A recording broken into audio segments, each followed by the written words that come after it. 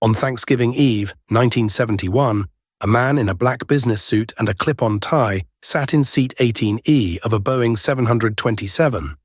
He ordered a bourbon and 7-Up. He handed the flight attendant a note.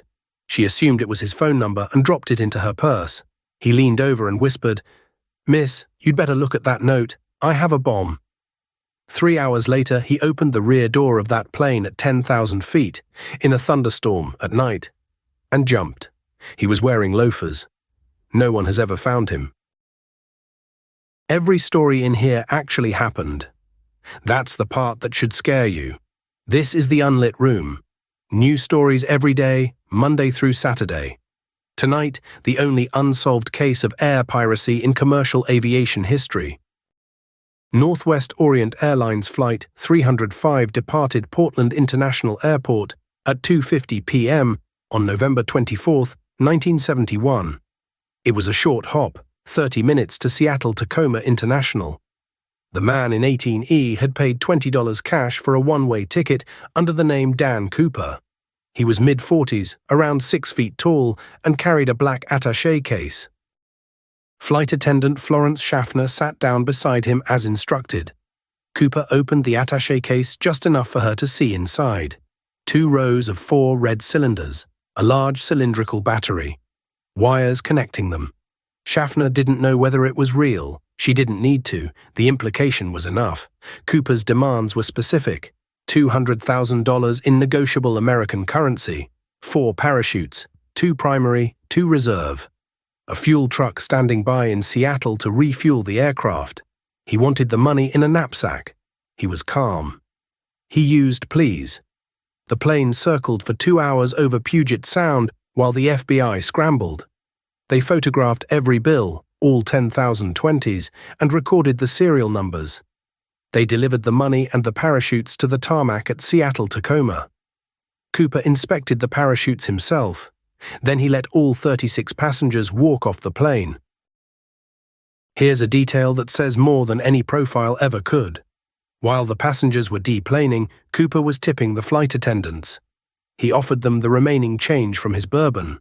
The man was hijacking a commercial airliner, and he had manners. Micro cliffhanger 1. But Cooper wasn't done with Flight 305. In fact, the most extraordinary part hadn't started yet. Cooper directed the skeleton crew, 2 pilots, a flight engineer, and 1 flight attendant, to fly toward Mexico City with a mandatory refueling stop in Reno, Nevada. His instructions were precise.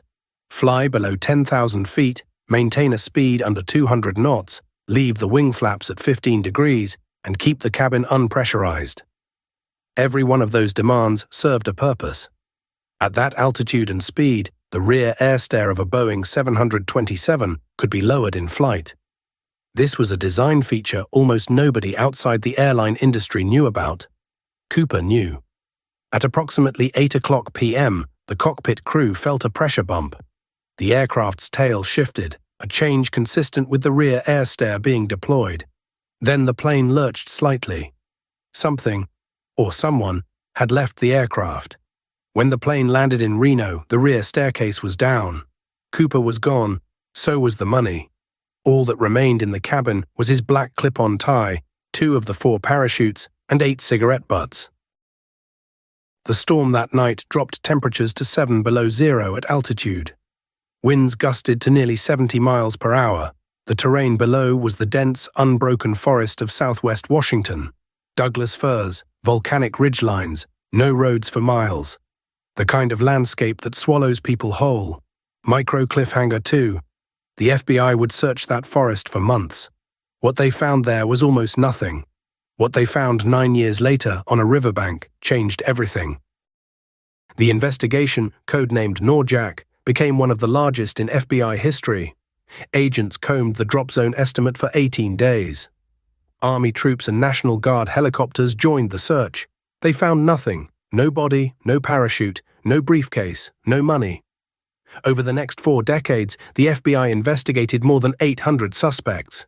Military paratroopers, aerospace engineers, disgruntled airline employees. They had a list of men who might have had the skill, the motive, and the nerve. What they never had was proof. Then, in February 1980, everything shifted. An 8-year-old boy named Brian Ingram was digging a fire pit on the sandy banks of the Columbia River near Vancouver, Washington. His hand hit something buried about 3 inches deep. 3 bundles of $20 bills. Decaying, fragile, held together by rubber bands that crumbled at his touch. The serial numbers matched the ransom, $5,800 of Cooper's $200,000. No other bill from the ransom has ever surfaced. Not in a bank, not in a store, not in a wallet. Just those 3 bundles on a riverbank found by a child. But not everyone agrees on what that money means, or what happened to the man who carried it. The FBI's own assessment, reached by 1979, was blunt. Cooper didn't survive the jump. The conditions were unsurvivable: freezing temperatures, no helmet, no goggles, a civilian rig, loafers, and darkness so complete he couldn't have seen the ground. According to the Bureau, the ransom money on the Columbia River was physical confirmation that Cooper went down somewhere in the wilderness and never walked out. But experienced skydivers pushed back. A military-trained parachutist, they argued, could have survived even those conditions. The absence of a body in that terrain proved nothing. The forest floor of the Pacific Northwest has kept its secrets for centuries. If Cooper was smart enough to plan the hijacking, he was smart enough to bury the money or destroy it. The bills on the river, erosion, time, an accident of geography, not proof of death. Then there were the suspects. Richard Floyd McCoy Jr. committed a near-identical hijacking just 5 months later, demanding $500,000 and parachuting from a 727. The FBI investigated him extensively, but officially ruled him out. The physical descriptions didn't match. Robert Rackstraw, a Vietnam-era paratrooper, was championed by a private investigator who claimed to have decoded anonymous letters. The FBI never confirmed any link. Both explanations, death on impact and survival underground, account for the evidence. They just can't both be true. Micro cliffhanger 3. But there was one more piece of evidence. It had been sitting in an FBI evidence bag since 1971, and no one understood what it meant until 2011. Pause Cooper's clip-on tie, the one he removed and left on seat 18E before he jumped. In 2011, a citizen scientist named Tom Kay persuaded the FBI to let him analyze the tie using electron microscopy. Embedded in the fabric, he found particles of pure titanium. In 1971, titanium was rare. It wasn't used in consumer products. It wasn't in paint. It wasn't in clothing. The industries that handled titanium in 1971 were vanishingly specific: aerospace manufacturing, chemical processing, and military defense contractors.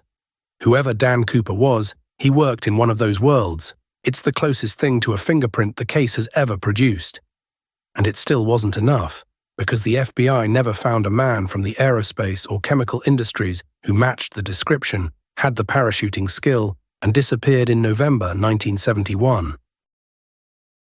But here's the detail that haunts investigators more than the titanium, more than the money on the river, more than 45 years of dead ends. Cooper asked for 4 parachutes. He only needed 1. The FBI noticed this immediately, and they realized why. If Cooper had asked for 1 parachute, the FBI could have given him a sabotaged rig. But by asking for 4, he introduced a possibility.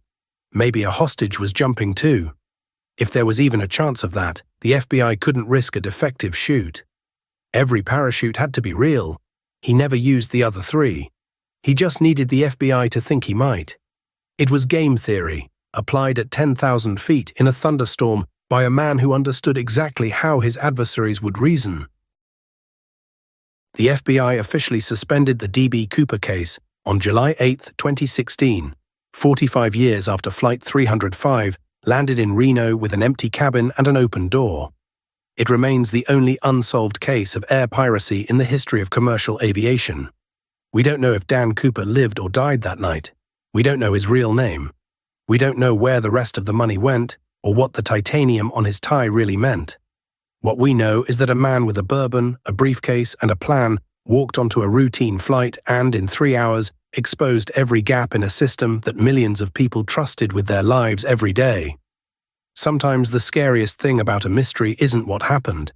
It's the possibility that someone got away with it, and we'll never know for sure. If this one kept you up tonight, good. New stories every day, Monday through Saturday. Subscribe so the next one finds you too. Follow the Unlit Room wherever you listen. Tell a friend who can't sleep. Full story on the main channel. Follow if you're wide awake. That was the Unlit Room. See you in the dark.